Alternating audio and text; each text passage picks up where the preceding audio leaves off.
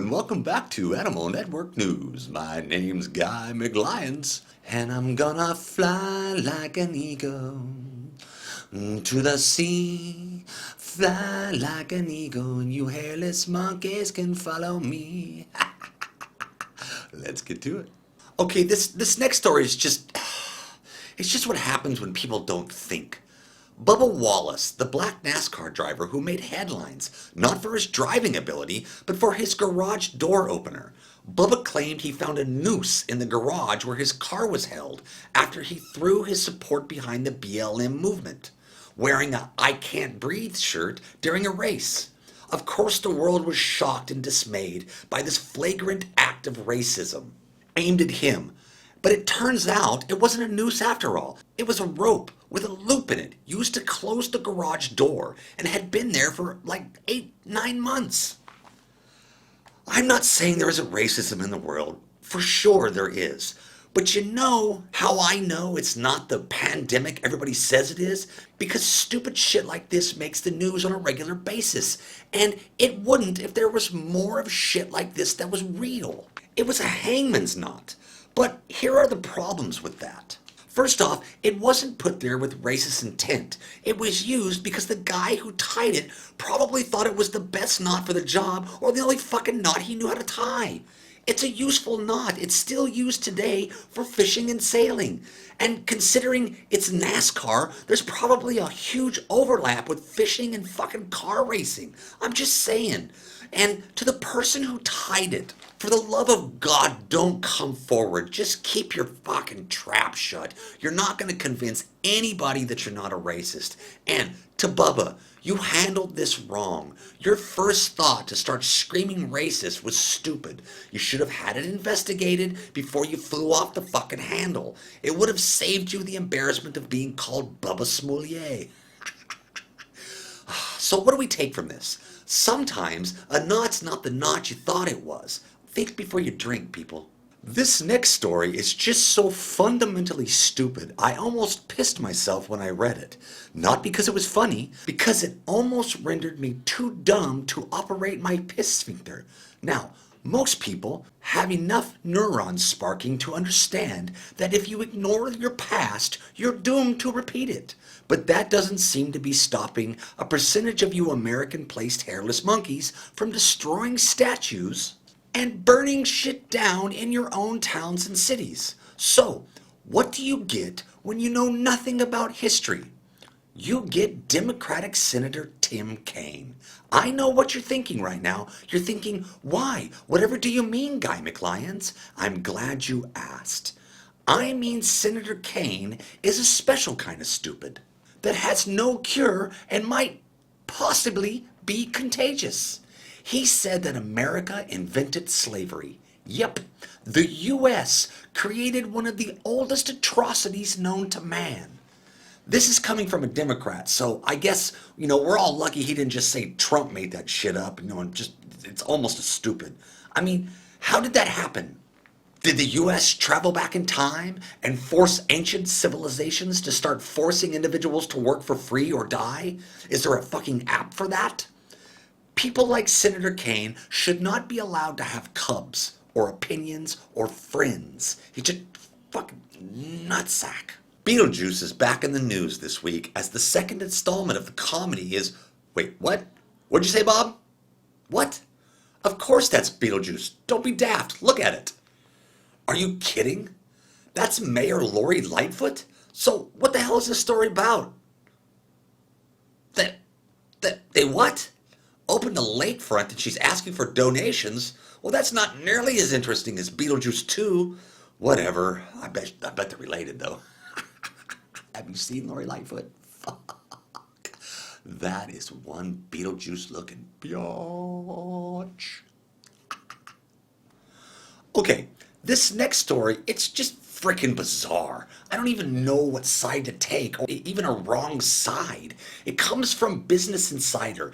Let me lay it out for you, and you can tell me what sort of shit is going on here. The title is as follows.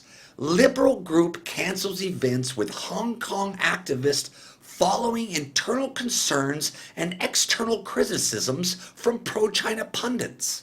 Now, You think by the title that this story would be about the struggle of the Chinese people against the Chinese government, but you'd be fucking wrong.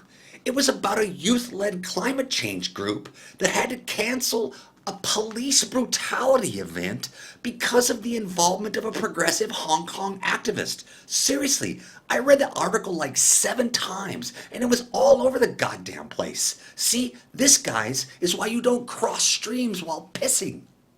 It just gets messy, especially if the people pissing are too stupid to know what the fuck is going on in just about every corner of the world. Yeah, I know the world is round. This reminds me of the LGBTQ and the feminist community lending its voice to the pro-Islam movement, the main religion on the planet that kills people for being gay and stones chicks for not being quiet and pliable. This is a lot like a lion protesting for the rights of gazelles to graze in peace, or the color purple protesting for peanut butter cookies to not be dipped in milk. It makes no fucking sense. It just shouldn't be a thing. I'm gonna have an aneurysm. Bob, do lions get aneurysms? Okay. Like most entities with a brain, I'm not a huge fan of politicians, especially human ones. But I have to admit, I like the one in this next story. Marjorie Green, the AR-15 packing congressional candidate that was fucking hoodwinked by Facebook. They banned her ad for the seat where she was packing heat. Well, she won her primary. She isn't done yet. It's looking good from her perspective, I'm sure. Her no-holds-barred approach to this is refreshing. In light of all the capitulating and spineless shit stains in local offices across the country at the moment, her message is clear. And I quote, "Stay the hell out of Northwest Georgia. You won't burn our churches, loot our businesses, or destroy our homes." End quote. And she said this with an AR-15. This is one fierce tigress. And I'm sure the people of her district would be more than happy to have her fight for them. The rest of you shit stains, stay out of Georgia. Yeah. CNN, the mainstream's version of The Onion or the Babylonian Bee, did a story titled "Taylor Swift Got Edumacated" on Juneteenth and wants you to be too.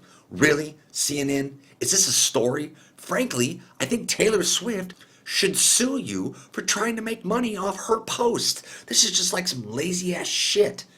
She's got like triple the amount of viewers as CNN has. And I bet all but 3 of them are the same viewers, overlapping. So basically, you forced your viewers to read the same shitty story twice. We're gonna have to start calling CNN Little Johnny 2 times. You should feel fearful. Murder bees. Lockdown. Protest. Fucking cerebrally deficient shit stains. Stevie Wonder, the optically challenged crooner, jumped into the fray to denounce racism and Trump, trying to get people to vote for the party that started profiting off of slavery. Yep, shocker. Another famous person that votes Democrat. Stevie said, and I quote, "It's a bad day when I can see better than your 20/20 vision." See, that's funny because he's blind. It was an impassioned speech that went on for about 5 minutes. It came off a little rehearsed to me, but that's probably because the first 6 times he tried to record it, he was talking into his lamp. Because he's blind. Oh, blind is funny. Okay, so we're running a little short on time, so let me wrap up the rest of these stories as fast as I can. Okay, ready? Racist, COVID, lockdown, statues are bad, Aunt Jemima, Uncle Ben, Gone with the Wind, burn, baby, burn. Chaz is king, Sniffin' Joe up by 11, asleep by 4. Trump's a Nazi and China is a fluffy bunny that loves its people. That's pretty much all. Okay, that's all we got for you this week. Please hit that like and subscribe button and we'll get back to you on some other cool stuff later. So, bye-bye from A&N, the Animal Network News. Peace out, Kunz.